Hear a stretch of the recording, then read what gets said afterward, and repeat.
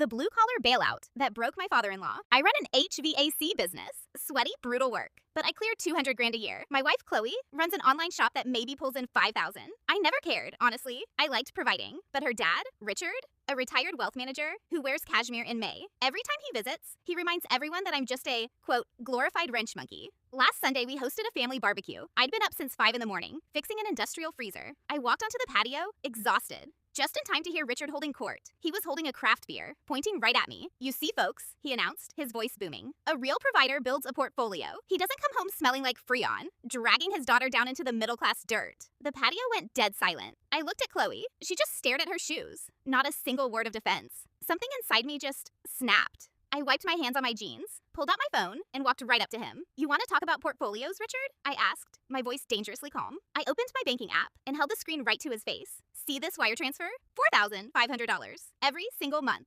Richard's smug smile vanished. He went dead pale. "That," I told the silent crowd, "is the rent for your luxury condo, the one you were about to be evicted from 2 years ago, after your brilliant investments went bankrupt." Chloe begged me to quietly save your pride. So I did. I stepped closer, dropping my voice. "I work in the dirt, Richard, so you can pretend you still live in the clouds." I turned to Chloe. Tell them exactly who pays for his lifestyle, or I cancel the transfer tonight, and he's packing his bags by Tuesday." Her voice cracked, and she nodded in front of everyone. Richard slowly sank into his lawn chair, completely defeated. The barbecue was over, and finally, so was the disrespect.